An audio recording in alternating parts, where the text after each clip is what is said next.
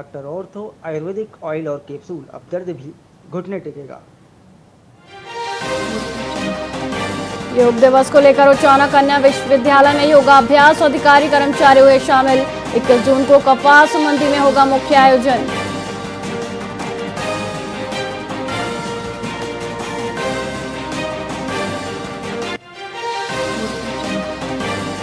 उषा प्रियदर्शनी बनी हरियाणा महिला आयोग अध्यक्ष। रेणु भाटिया के इस्तीफे बाद आयोग पुनर्गठित। महिला मोर्चा अध्यक्ष को मिली नई जिम्मेदारी।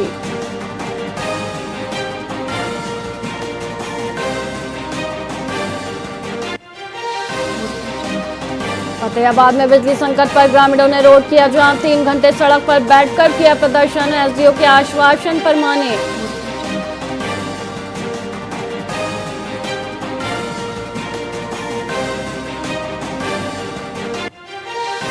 कुरुक्षेत्र में 200 से ज्यादा खाप पंचायतें जुटेंगी। नशा, लिव इन और लव मैरिज पर मंथन। सुझाव पर कल लेंगे फैसला।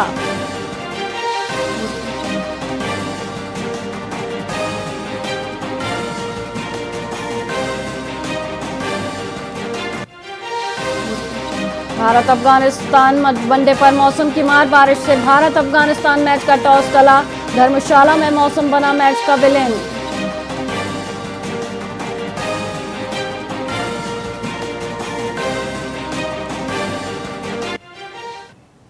नमस्कार, आप देख रहे हैं वीआईपी न्यूज और मैं हूं आपके साथ वैशाली श्रीवास्तव। आइए रुक करते हैं खबरों की ओर। हरियाणा महिला आयोग की नवनियुक्त अध्यक्ष उषा प्रियदर्शनी ने गुरुग्राम में हालिया 370 बिरयानी विवाद पर कड़ा रुख अपनाया है। उन्होंने सोशल मीडिया पर महिलाओं का अपमान करने वाले स्टैंड अप कॉमेडियन, गायकों और इन्फ्लुएंसर्स को चेतावनी दी है कि मनोरंजन की आड़ में अभद्र टिप्पणियां बर्दाश्त नहीं की जाएंगी।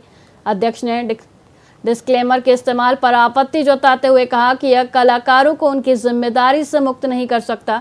उन्होंने भारतीय संस्कृति का हवाला देते हुए महिलाओं के सम्मान की अपील की और कहा कि आयोग ऐसे तत्वों के खिलाफ सख्त कानूनी कार्रवाई करेगा जो समाज की मर्यादा भंग करते हैं।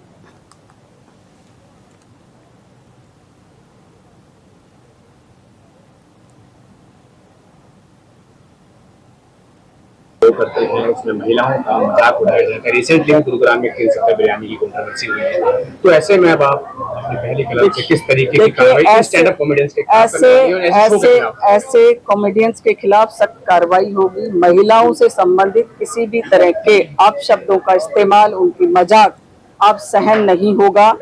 आयोग उस पर कड़ी कार्रवाई करेगा और भविष्य में भी उनको सोचना ही नहीं है कि वो इस तरह की कोई भी हरकत करें, कोई भी काम करें।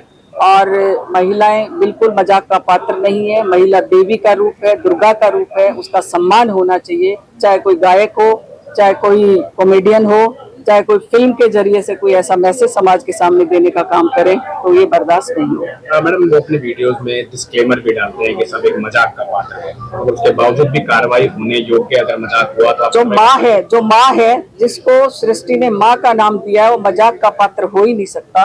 तो इसलिए वो इस तरह के अपने काम करने के बाद फिर उस पर इस तरह की सफाई देते हैं, वो भी उनके लिए ठीक नहीं है। हरियाणा में जो सिंगर्स हैं वो लड़कियों को लेकर के अगर गलत गाने बनाते हैं, उनका मजाक उड़ाते हैं, तो कार्रवाई कर देंगे आप?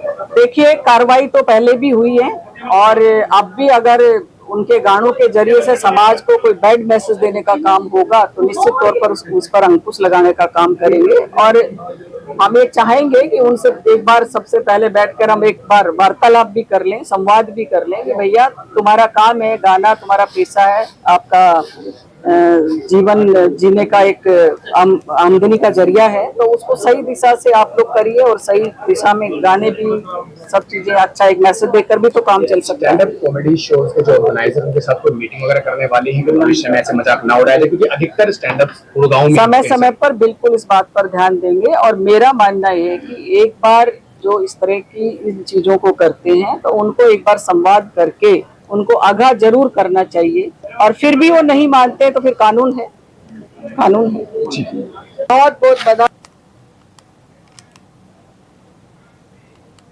पानीपत से 12 वर्षीय बच्चे का अपहरण कर 1.5 करोड़ की फिरौती मांगने वाले 3 शातिर अपहरणकर्ताओं को हरियाणा पुलिस ने मात्र 11 घंटे में दबोच लिया। बदमाशों ने पुलिस को उत्तर प्रदेश की ओर गुमराह करने की कोशिश की, लेकिन हरियाणा पुलिस की तकनीकी और फील्ड टीमों ने सूझबूझ से काम लेते हुए उन्हें रोहतक से गिरफ्तार कर लिया। इस दौरान पुलिस और बदमाशों के बीच मुठभेड़ हुई, जिसमें 2 बदमाश घायल हो गए। बच्चे को सकुशल बरामद कर लिया गया है। डीजीपी अजय सिंघल ने ऑपरेशन में शामिल पुलिस टीमों को 1 लाख रुपए नकद पुरस्कार और प्रशंसा पत्र देने की घोषणा की है। मुख्यमंत्री नायब सिंह सैनी ने भी लगातार मॉनिटरिंग कर रहे थे।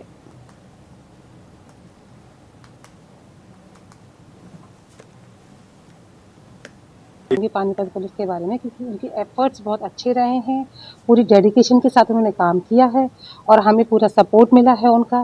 पूरे कल रात से लगे हुए हैं, कल रात से आज सुबह तक, जब तक बच्चा हमें नहीं सेफ मिला तब तक लगे हुए हैं। बच्चा अब सेफ मिल चुका है, हमें फ़ोन पे बात हो गई है। एसपी भूपेंद्र सिंह पूरे एफर्ट्स रहे, thanks to SP Bhupendra Singh ji, क्योंकि उनके एफर्ट्स के बिना ये सब पॉसिबल नहीं था। तो बेटे से बात हो गई। कल किस टाइम पता चला कि आपका बच्चा किडनैप हो गया है? मुझे थोड़ा लेट पता चला क्योंकि मैं घर में नहीं थी। चलिए, मैं तो 9:30 तक घर में नहीं थी, इसलिए मुझे लेट पता चला। अदरवाइज हमें जो क्लू मिले हैं उनसे ये पता चला था कि 7:30 के आसपास बच्चा किडनैप हुआ है। बरामद होने के बाद परिवार खुश है पूरी तरह? हाँ जी, परिवार खुश है। पानीपत पानीपत पुलिस ने बहुत अच्छा काम किया है। है कि हमें पुलिस का सपोर्ट करना चाहिए, वो हमें सपोर्ट करते हैं। दोनों के सपोर्ट से एक अच्छा रिजल्ट निकलता है और कभी भी ऐसी सिचुएशंस में घबराएं नहीं, उनको टेक्निकली समझदारी से टैकल करें।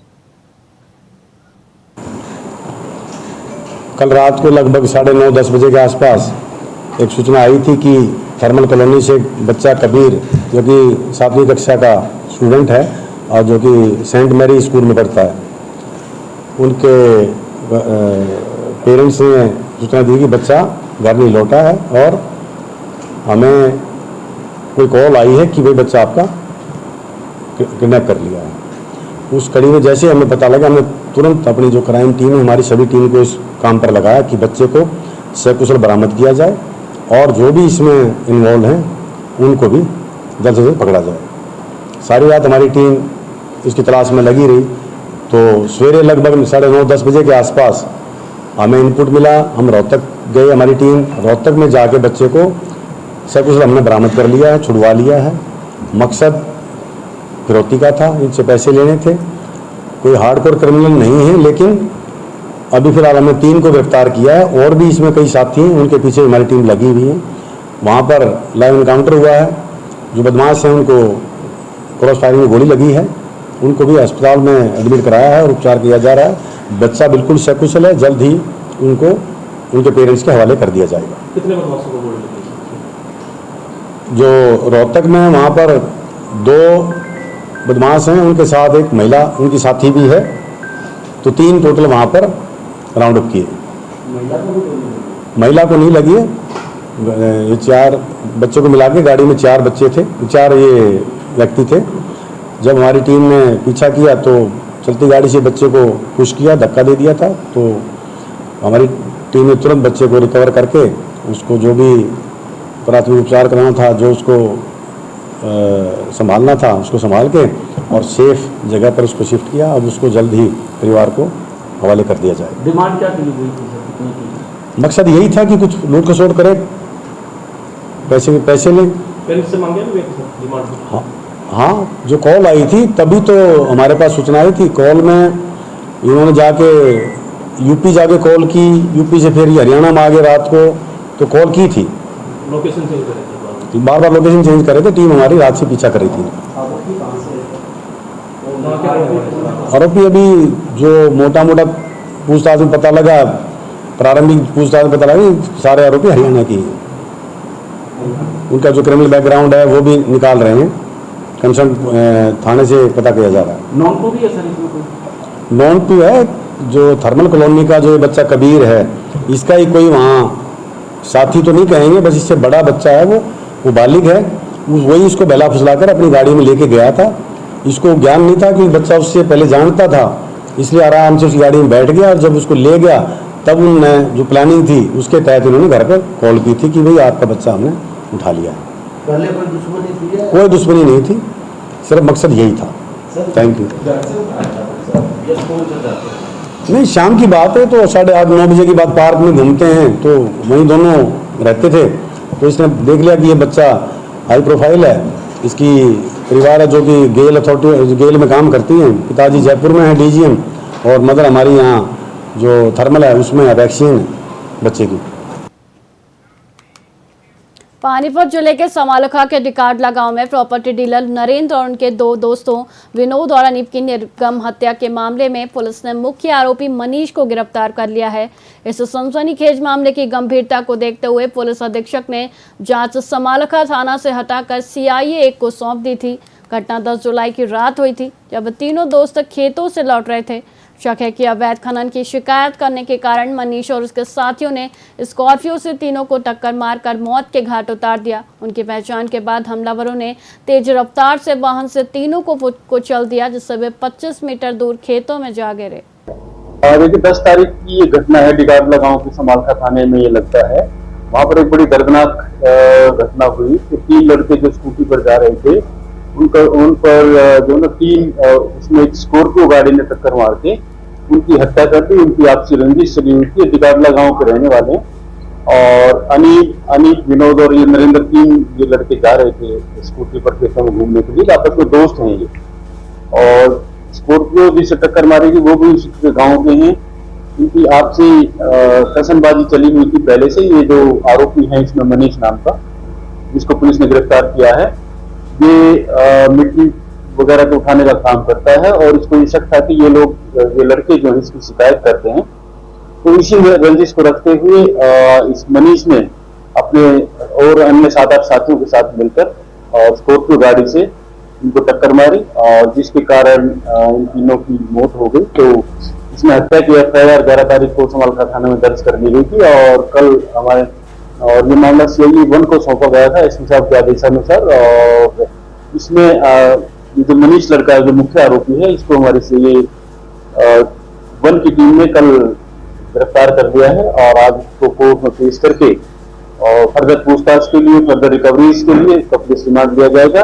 और बाकी साथियों का को जल्दी, जो उसके बाइने साथी हैं, संदीप, रविंदर, नवीन के साथ सचिन, नीरज, जो उसी के गाँव के हैं, और एक लड़का आता गाँव का है, उनको भी जल्दी से जल्दी गिरफ्तार किया जाए। मुख्य आरोपी मनीष। रामजी स्कॉर्पियो गाड़ी तो ये छोड़ के भाग गए थे, ज्यादातर उसी दिन मिल गई थी। तो बाकी की चीजें जो भी इन्वेस्टिगेशन में आएंगी वो पुलिस रिमांड के दौरान इसे रिकवर किया जाएगा।